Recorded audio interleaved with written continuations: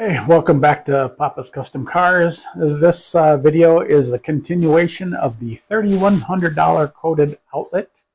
I'm going to run you through just some of the stuff that I did when I finished up and some changes we made. So stay tuned and let's get on that right now.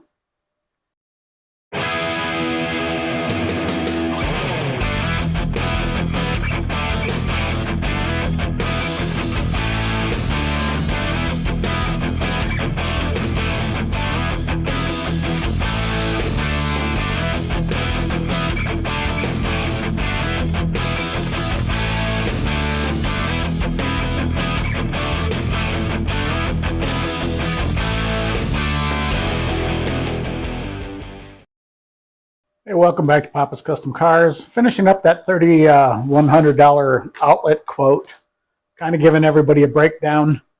This is the second video of the series and the final video, thank goodness. One of the things I wanted to address were some of the comments that were made. One of the comments was regarding it cost $3,100 to keep it because the EV could burn to the ground. Well, if an electrician does his job right, he can't be held liable for it as long as he's followed all the code that's required to put in the outlet.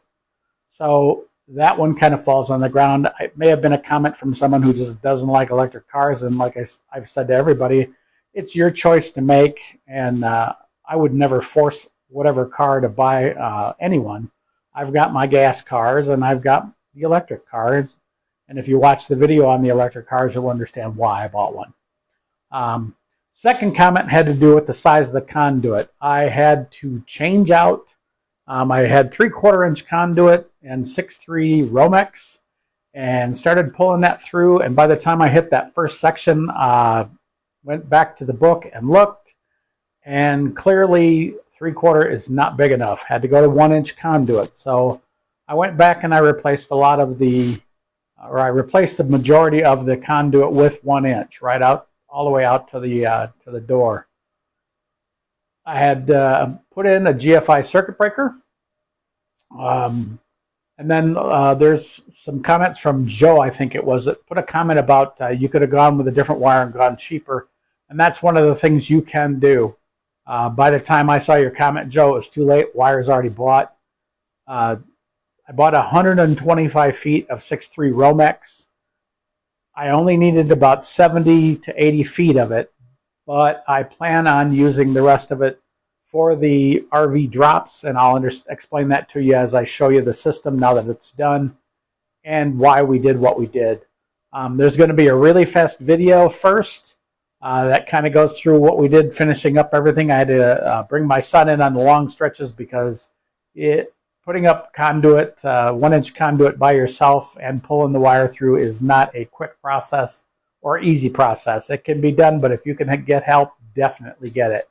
So I'll run through a quick video. I think it's maybe 20 minutes long total, and that'll kind of show you everything. There is no audio on it, so I'll be doing a voiceover on it. I bought a new microphone setup, and I can't get it to work. It's exactly the same as the one I have. It just has 2 microphones instead of 1.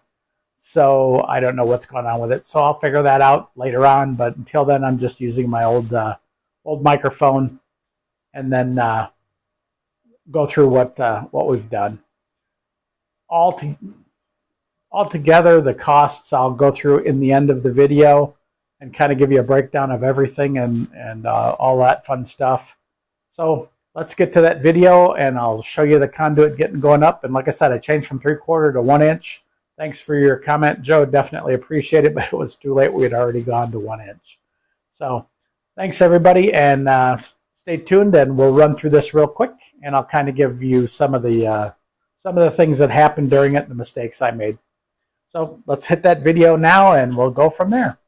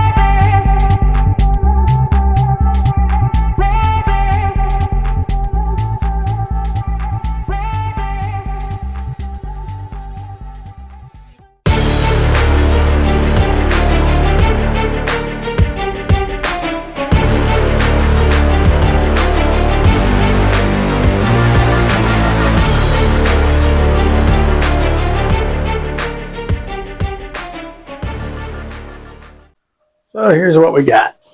We got everything all complete. Oh, sorry. Get that open. Got our GFI breaker. That's our 50 amp. Of course, next to it, we've got our compressor down there.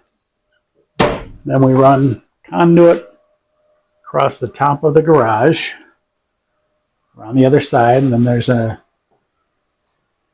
connector there. And that one is for possible outside later on. We continue along the wall up underneath the venting. Didn't want to go through there because there is duct in there for the heat and air. So we don't want to mess with it. Or come over here to the next junction box. Again, so that we can go outside if we need to. And then we come across. This is all the 3/4 stuff that we had already put in place. And we already had wire run through it. So it's good to go. Come down here. And we've got 3 different boxes. One of them is our 50 amp out. I've got the wire here. I do need to put a connector on there to keep it from chafing or anything. And then our connecting box is pretty much where all of our wires are going to go. This is all going to get changed out. The wire coming in from outside is going to go into the back of this particular box, and everything's got to shift around a little bit. But I just wanted to get it in place and get everything all set up and running. But that kind of shows you where everything goes. And then from there, we're going to go outside. So hang on 1 second and we'll be outside. Right now, I've just got it all caulked up just to keep everything all tight and secure and from getting wet.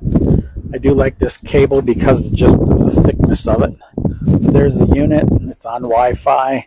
This lights up when the car is being charged. And then you've got 25 feet of cord. I've got to figure out a better hanger for it, something stronger. And of course the car's parked right there, so it's good to go. So like I said, that was the world's fastest wiring job. It's always good to speed them up to 20 times the actual speed. What I've ended up with cost-wise was the material costs about $800, $850 in that area. I did a little extra work that most people probably wouldn't do, like the 2 drops, or the 2 boxes in the front and then the back of the garage are for future use. I'm just thinking ahead. I also added a second at the end where it goes through the wall and out to the unit. I added another 50 amp outlet there. It's not hot. It's not wired at all. Reason I didn't wire it was because I don't want to mess around with the connectors. I've got to buy some specialty connectors that I've got to use for the 3 6 gauge wires to go to. And right now there's just not enough room in that box for everything. So that'll be a later project. I'm not going to bore you with it, but the run that goes through the wall, I've got the unit mounted. So altogether, material cost me about $800, and that's 6'3" Romex through 1-inch conduit with 2 or 3 additional boxes that I can add later for RV hookups, or on the front box if I change to a different type of system, I can easily plug into that with the portable one in the car, and that way we can charge if I have to ever change anything or something happens. The second most expensive thing was I bought a 50 amp GFI circuit breaker. Code here doesn't require it, but it's my wife who uses that car, and safety is really important anyway. Whether it's her, me, or anybody else, I want to make sure that this is protected because it is outside. So I've got a GFI circuit breaker in place, and you'll see the video of that. A couple of mistakes I made was when running my conduit through the wall, I put my wall connection on backward. First I didn't put it on, and then I didn't run the wire through it, and then I didn't run the wire through all of it. So at this point right now, it's got to be corrected. It's fine for what it's doing right now, so it's not an issue. The third most expensive thing that I bought, which actually cost less than the wire, was the unit itself. The unit I bought will charge up to 11.5 amps, which is the maximum that you can get out of this circuit in a house with a 60 amp breaker. Now, mind you, I said I put in a 50 amp breaker, so the max it charges right now is 9.6 kilowatts, which is well more than anybody needs. She drives the car so limited that it only asks to be charged like every 2 or 3 days, and that's just her going back and forth to work. It's less than a mile there and back. So the car doesn't really use any electricity. I think it uses the most electricity running the heat, which is kind of another thing that's funny and in itself is one of those things. What do you do in the winter? It's a car, you drive it. Plug it in, call it a day, move along. It has the auto start, so in the morning when she wants the car to warm up, we haven't figured out how to use it yet, but just like the Trax, you push and hold the button, the car blinks, and the heater turns on. So it's nice and toasty by the time you get to it. So altogether, I'm in this system, and oh yeah, it was $399 for the unit outside, and then I added 3 years of warranty for another $50. When you're buying from Amazon and you're buying a product, you'll get mixed reviews on it. Some people say it's the greatest thing in the world. Some people say it's not. For the price, it's a really good system. It's the Emporia, and it even comes with an app for your phone. I can actually tell this thing only charge when there's solar available. There's modules you can buy for it that'll link the system to your solar. But if you know how to program it good enough, you can actually tell it when to charge and when not to charge. For example, during the winter, when you're not producing a lot of sunlight, you don't really want it running off of the solar because there's not that much power there.